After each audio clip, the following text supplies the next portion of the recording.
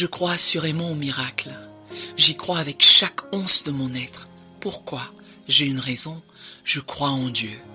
Si vous faites partie de l'humanité, peu importe qui vous êtes, que vous soyez pauvre ou béni par les biens de ce monde, peu importe votre nationalité, tôt ou tard un jour viendra, peut-être pas demain, ni après-demain, ni le mois prochain. Cependant, il y aura un moment, il y aura une heure où vous aussi aurez besoin d'un miracle dans votre vie. Quand cette heure viendra, quand ce moment arrivera dans votre vie, remémorez-vous que Dieu sera là pour accomplir ce miracle pour vous. Depuis l'Église primitive, il n'y a jamais eu autant d'enthousiasme au sujet du Saint-Esprit. Oh, me reviennent en mémoire les versets concernant cette grande trépidation. Après le départ de Jésus, il leur avait annoncé que son Esprit allait venir, cette troisième personne puissante de la Trinité, et il est venu tout comme Jésus l'avait annoncé. Il y a eu une effervescence considérable le jour de la Pentecôte. Oh, que c'était glorieux! Tandis que 120 personnes attendaient dans la chambre haute et qu'il est venu, ils furent tous remplis du Saint-Esprit. Quel émoi! Il y en a toujours partout, le Saint-Esprit est cette sublime troisième personne de la Trinité. À nouveau, il y a de nos jours une excitation concernant le Saint-Esprit, pas seulement pour quelques personnes, mais dans le monde entier, chez les catholiques, les protestants, partout dans le monde. Une multitude est remplie du Saint-Esprit. Cette puissante troisième personne, comme Jésus l'a déclaré, est avec chaque croyant. Or, il arrive un moment dans la vie du croyant où il n'est pas seulement avec lui, mais il remplit littéralement le croyant de puissance pour le service. Eh bien, aujourd'hui, pendant quelques minutes, je vais vous parler de cette superbe troisième personne de la Trinité, en relation avec la guérison d'un corps malade. Vous entreverrez la personne du Saint-Esprit un peu mieux quand j'aurai expliqué son œuvre. Peut-être que vous saisirez son rôle dans la guérison des corps malades durant nos réunions de miracles. Avant de commencer à parler de cette éblouissante troisième personne de la Trinité, n'oubliez jamais que la personne la plus importante est Jésus-Christ, le grand souverain sacrificateur, le Fils du Dieu vivant. Ne perdez jamais Jésus de vue durant ces saisissantes réunions de miracles lorsque je parle du grand Saint-Esprit, de la grandiose action de sa puissance invisible ou lorsque vous ressentez sa présence glorieuse, car sa présence est sur la terre à cette heure même. Jésus, qui est notre souverain sacrificateur, à cette heure est assis à la droite de Dieu le Père. La personne du Saint-Esprit, lui, est sur la terre. Il agit sur les gens, il œuvre sur de vastes congrégations. C'est réellement la puissance du Saint-Esprit, la personne du Saint-Esprit que les gens ressentent lorsqu'ils parlent de cette puissance qui fait frissonner leur corps, de cette forte chaleur sur leur corps. Vous les avez entendus vous-même, une foule d'entre eux qui témoignent de la guérison de leur corps, de la puissance de guérison. Vous venez à ces réunions, vous pleurez, vous n'en savez pas la cause, vous ne réalisez pas que c'est la présence du Saint-Esprit que vous ressentez. Les gens ne comprennent pas le pouvoir perçant du Saint-Esprit. Moi non plus. Je suis la première à l'admettre. Je les vois devant moi, transpercés par cette colossale puissance invisible, cette gigantesque force invisible. Je sais mieux que quiconque que je n'ai rien à voir là-dedans. Absolument rien. Parfois, je pense que notre vieux corps physique n'est pas fait pour supporter autant de puissance. C'est pour cette raison qu'un de ces jours, ce corps mortel se revêtira d'immortalité pour être en mesure de supporter la présence d'un Dieu saint. Ce sont encore des corps physiques soumis à la maladie, à la mort. Un de ces jours, ce qui est mortel revêtira l'immortalité. Un de ces jours, ce qui est encore corruption revêtira l'incorruptibilité. C'est le glorieux message de la résurrection. C'est le glorieux message de la Pâque. C'est toujours le pouvoir du Saint-Esprit, la même puissance qui a ressuscité Jésus d'entre les morts. Vous et moi ne pouvons pas appréhender la puissance du Saint-Esprit. C'est la puissance suprême dans le monde actuellement. J'ai mes raisons pour vous dire que je crois aux miracles, même si je ne peux pas les expliquer. Qui pourrait comprendre Dieu? Qui peut comprendre la puissance de Dieu? Qui peut comprendre pleinement celui qui a créé des mondes, des planètes par sa parole? Qui peut analyser celui qui a décrété que la lumière soit et la lumière fut? Qui peut comprendre l'action du Saint-Esprit? Il y en a un qui avait compris, c'est Jésus. C'est pour cela qu'avant même de venir sur terre, avant que Jésus ne vienne dans la chair, avant même de s'offrir à Dieu pour être donné, avant même de venir sur terre sous forme humaine, autant homme que s'il n'était pas Dieu, il s'est offert à Dieu par le Saint-Esprit pour être donné. Il savait qu'en tant qu'homme sous la forme d'homme, il ne pouvait pas réaliser ses miracles par lui-même. C'est l'une des plus importantes révélations qu'il m'ait données. Il devait avoir une confiance totale dans le Saint-Esprit, cette incomparable puissance de résurrection. Tout dépendait du Saint-Esprit. Il connaissait la puissance du Saint-Esprit. C'est pour cela qu'un jour, il s'est tourné vers ceux qui l'interrogeaient, vers ses adversaires, vers les sceptiques et a déclamé: si vous ne voulez pas croire que je suis tout ce que je dis que je suis, croyez au moins les œuvres mêmes que je fais. Vous voyez ces miracles, vous voyez l'extraordinaire manifestation du divin. La puissance de la personne à laquelle il se référait était celle du Saint-Esprit. Sachez que le Saint-Esprit n'est pas un nouveau venu qui vient d'entrer en scène. Les saints de l'Ancien Testament connaissaient sa puissance. D'où venait la force dans la vie de Samson, le miraculeux dans la vie de Joseph? De la puissance du Saint-Esprit. David connaissait la puissance de la glorieuse troisième personne de la Trinité. C'est pourquoi il s'est écrié: ne me retire pas ton Saint-Esprit. Tu peux prendre tout ce que j'ai, a affirmé David. Je sais où se trouve mon pouvoir. Je sais que le secret du surnaturel se trouve dans le Saint-Esprit. Ne me retire pas ton Saint-Esprit. Je fais du mieux que je peux, mais je sens que j'échoue dans ma tentative d'essayer de vous expliquer ces choses.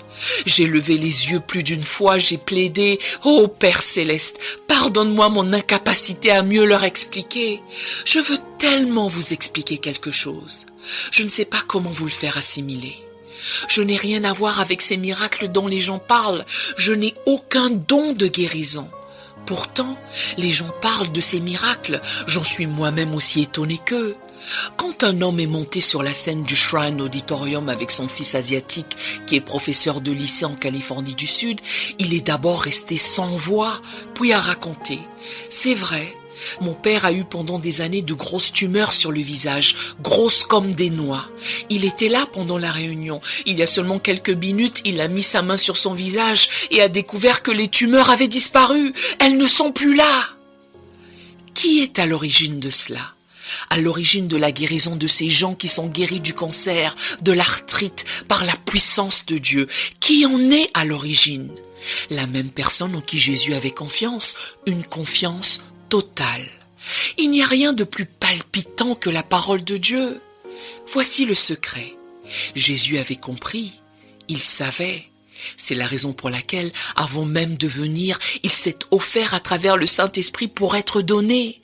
S'il devait y avoir des miracles, Jésus savait qu'il n'avait pas, en tant que simple homme, venu dans la chair, le pouvoir de les accomplir.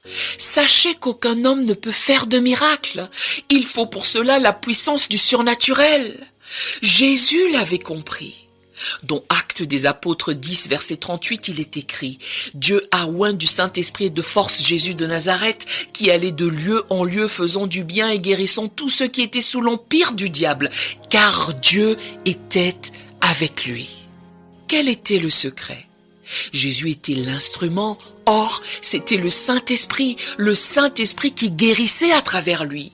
La parole de Dieu le dit, Dieu a oint du Saint-Esprit et de force Jésus de Nazareth, et il y eut des miracles. La même chose est arrivée de nos jours.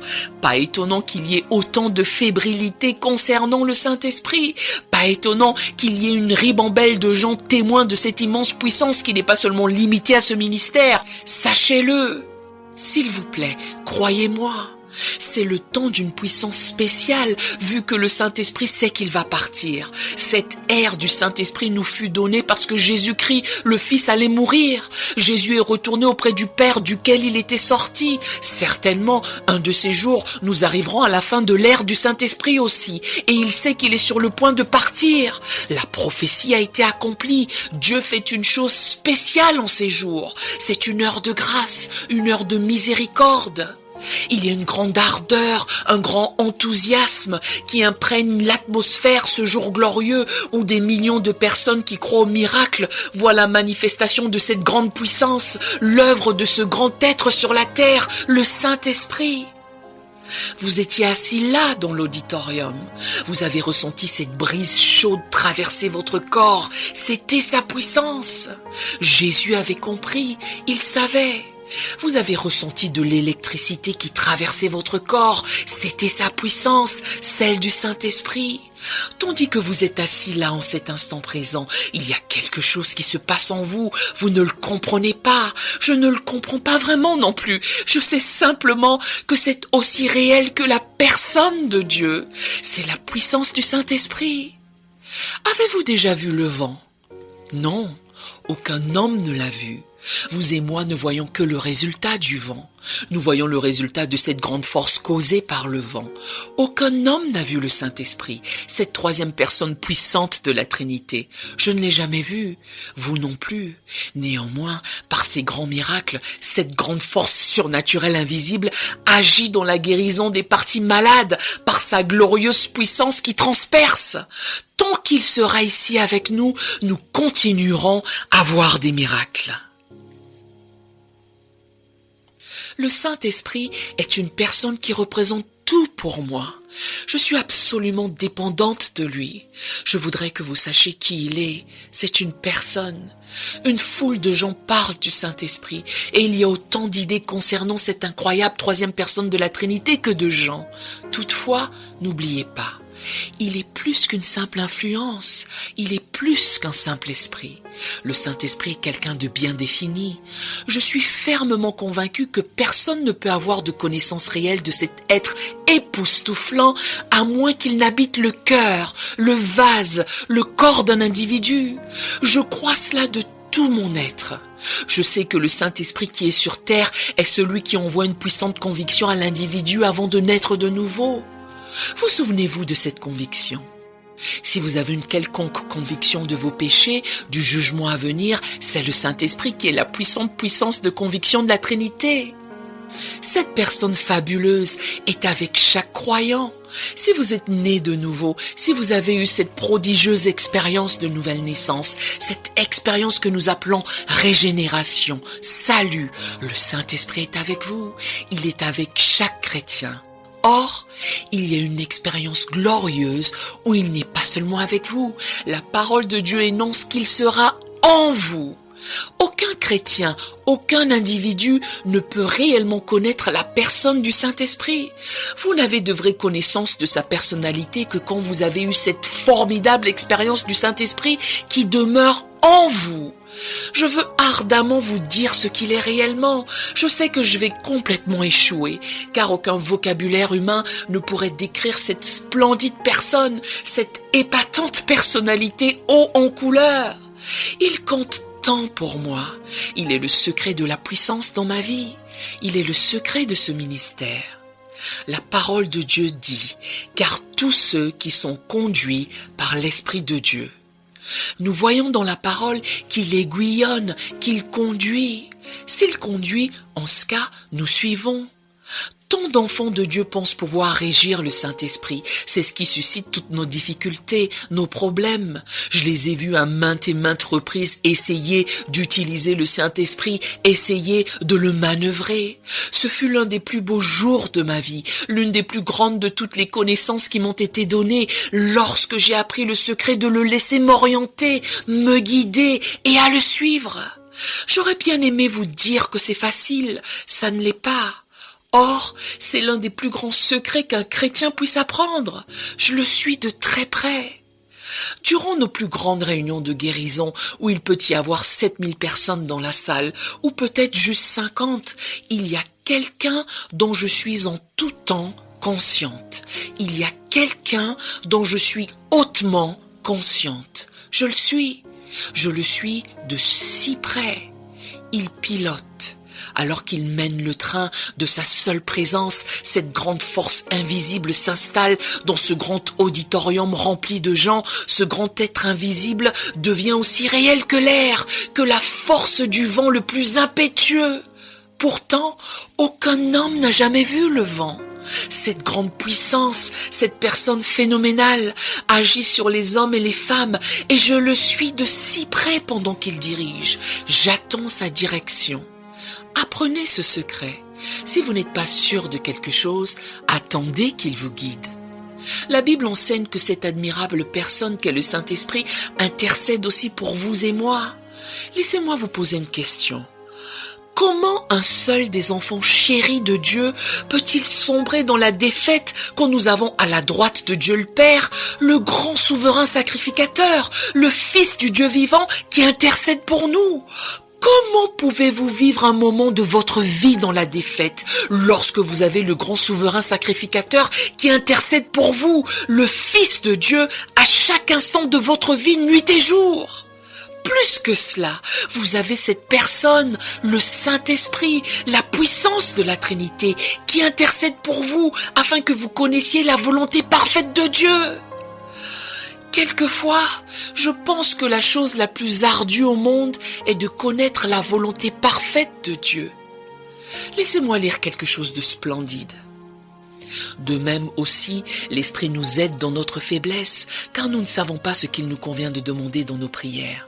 Mais l'Esprit lui-même intercède par des soupirs inexprimables, et celui qui sonde les cœurs connaît quelle est la pensée de l'Esprit. Oh, connaître la pensée de Dieu! Combien de fois ai-je cherché à savoir ce qui est dans la pensée de Dieu?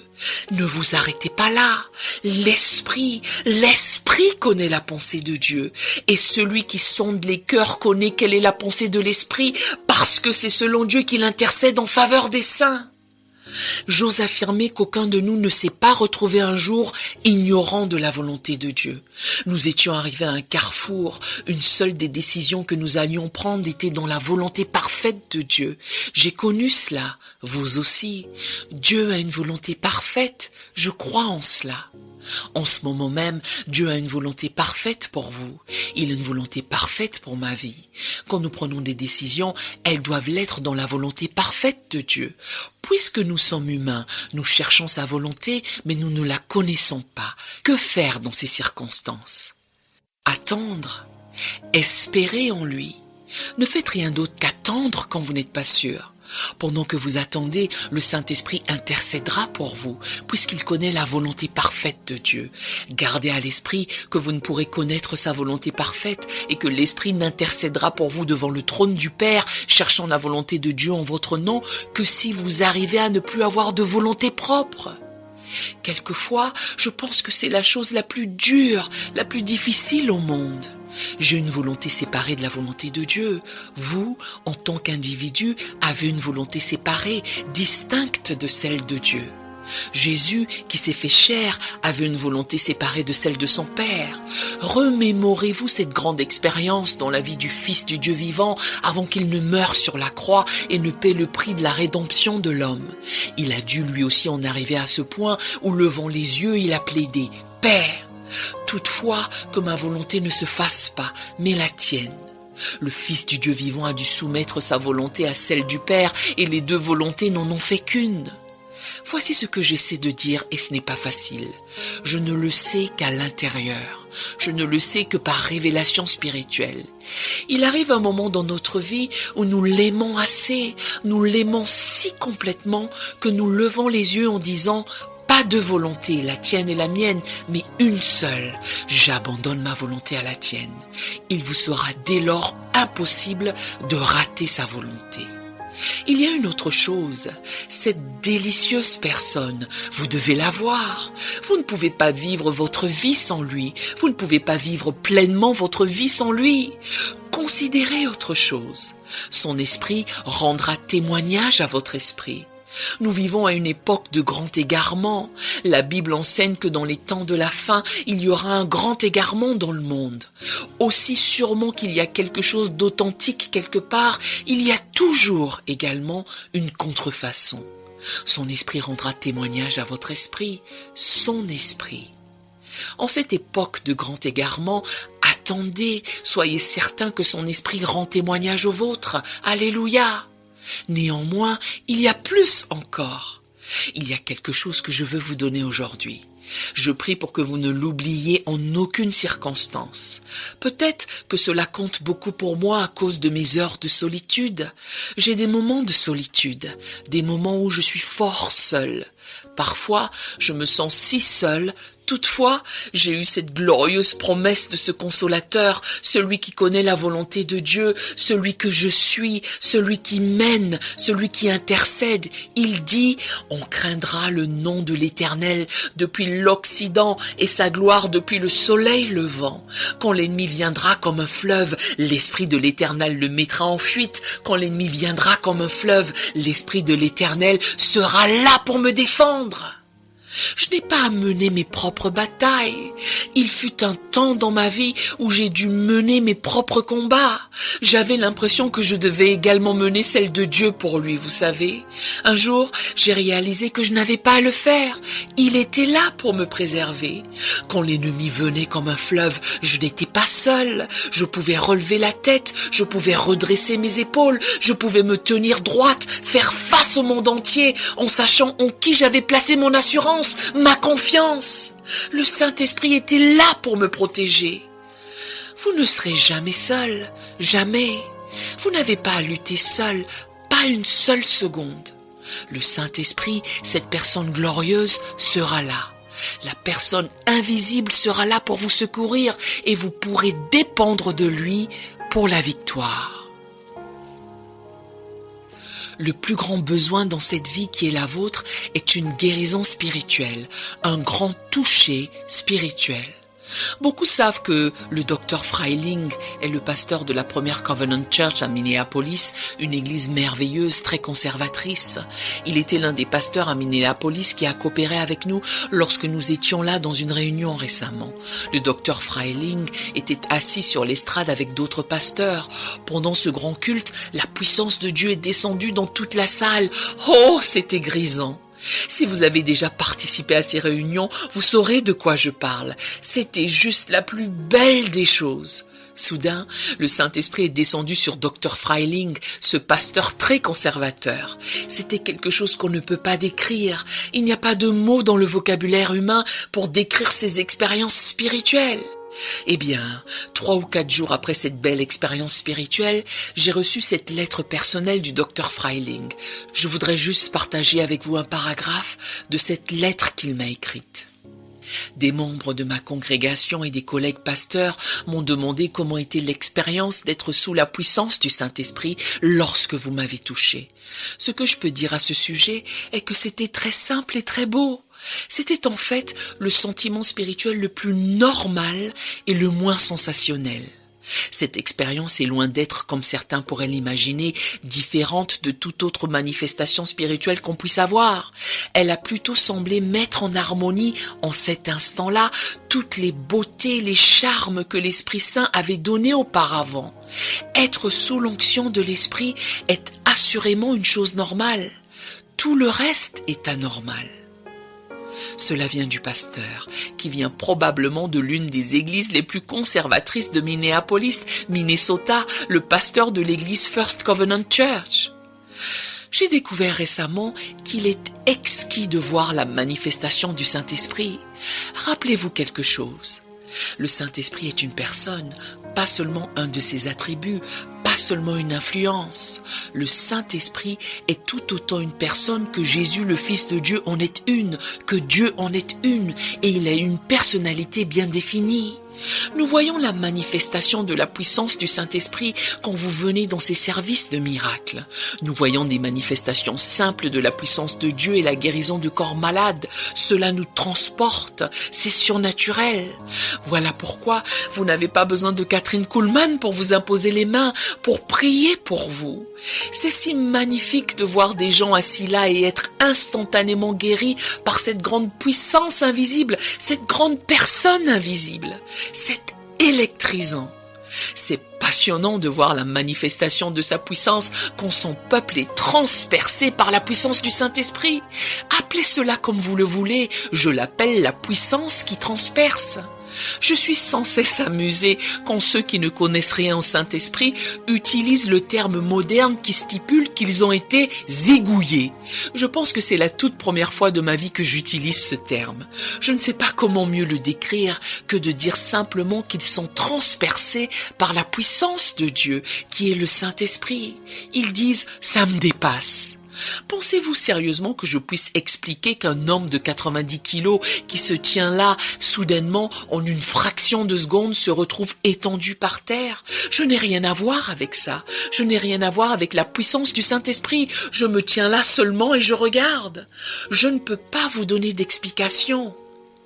À part peut-être que nos vieux corps physiques ne sont pas faits pour supporter autant de puissance.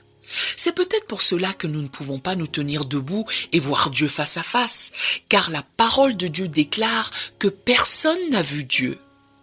Avant de pouvoir nous tenir en sa sainte présence, ce qui est mortel doit revêtir l'immortalité, ce qui est corruption doit revêtir l'incorruptibilité, car c'est un Dieu saint.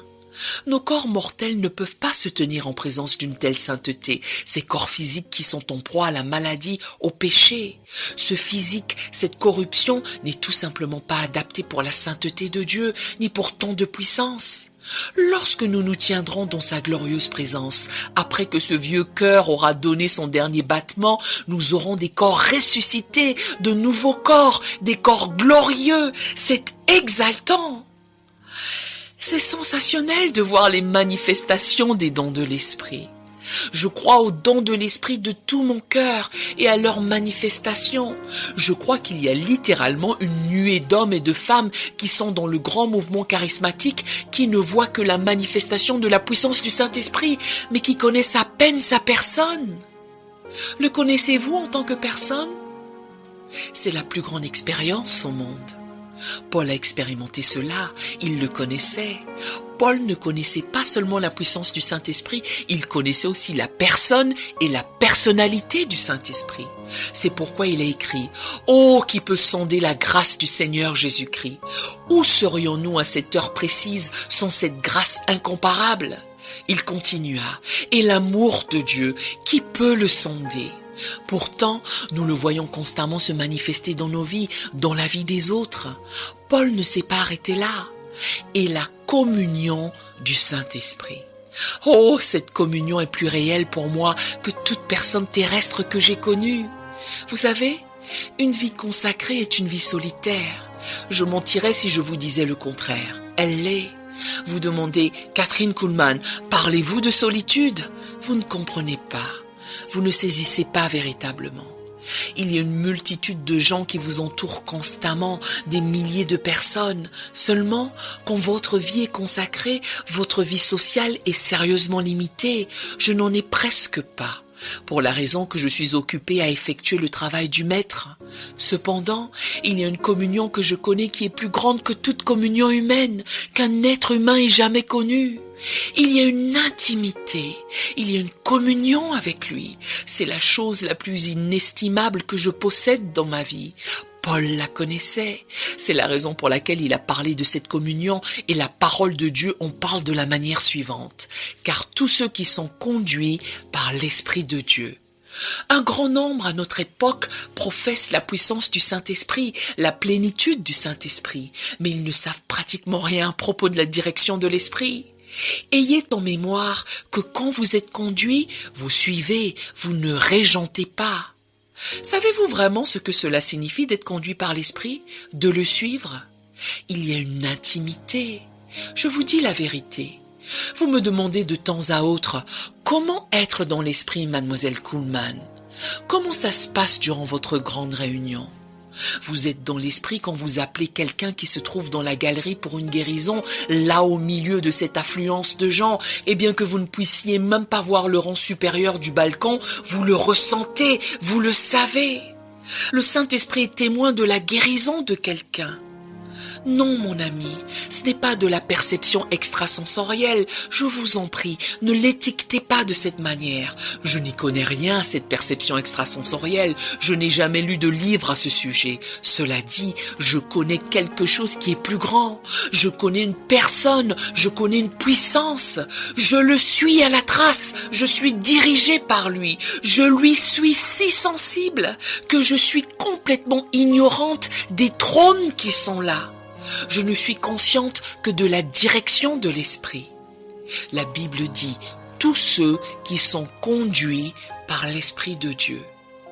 Une flopée de personnes essaient d'administrer l'esprit. C'est pour cela que vous sortez de la volonté de Dieu. C'est pour cela que vous vous lancez dans le fanatisme. C'est pour cela que vous faites des choses aussi disgracieuses et inconvenantes. C'est pour cela que vous apportez parfois un tel opprobre sur quelque chose qui est si beau, si ravissant. C'est pour cela qu'il y a de telles manifestations dans la chair au lieu de l'esprit. Le Saint-Esprit n'est pas une personne, une puissance que vous et moi pouvons utiliser. Le Saint-Esprit doit toujours utiliser le vase soumis. Je voudrais que vous voyiez quelque chose de superbe quand vous connaissez effectivement la personne du Saint-Esprit. Je crois qu'il y a un moment dans la vie de chacun de nous, peu importe qui vous êtes, peu importe la profondeur de votre spiritualité, où vous ne connaissez pas la volonté parfaite de Dieu, où vous ne savez pas comment prier. Une personne m'a raconté l'autre jour quand je suis entrée dans un magasin, elle s'est confiée à moi, elle m'a conté. Vous savez, on vient d'apprendre que ma mère a un cancer. Je ne sais pas comment prier, je ne sais pas si je dois prier pour que Dieu la prenne parce que c'est son heure ou si je dois prier pour la guérison de son corps physique. Peut-être que vous êtes arrivé au bord de votre mer Rouge et vous ne savez pas comment prier. Par moments, c'est difficile. Retenez qu'il y en a un qui connaît la volonté parfaite de Dieu, celui qui a la sagesse parfaite, celui qui a la connaissance parfaite. Quand vous ne savez plus comment prier, si vous êtes assez spirituel, quand vous arrivez à cet abandon où vous avez remis votre volonté à la volonté de Dieu, que les deux volontés sont devenues une, alors je vous dis quelque chose dont vous n'aurez peut-être pas besoin demain ou le jour d'après, mais aussi sûrement que vous faites partie de l'humanité, vous allez avoir besoin de tout ce que je vous dis à cette heure même. Quand vous parviendrez à ne plus avoir votre propre volonté, à l'avoir complètement cédé à sa volonté, que les deux volontés ne deviennent plus qu'une seule, la sienne, que vous laissiez absolument tout à la sagesse du Saint-Esprit, il intercédera pour vous. Il viendra devant le trône de Dieu, priera avec vous, par vous et en vous. Vous ne pourrez plus dès lors rater la volonté de Dieu, je vous le promets.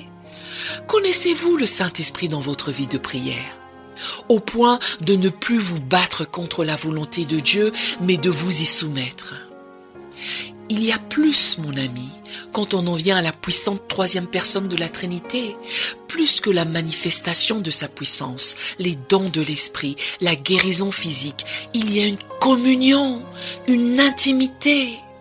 Vous pouvez faire confiance à celui qui enlève la solitude de votre vie. Jésus lui faisait confiance. Il le connaissait bien mieux que je ne le connais. Je sais que si Jésus a pu lui faire confiance, je peux également le faire. Je peux lui faire confiance pour me diriger. Je peux lui faire confiance pour me guider. Je peux lui faire confiance pour me protéger.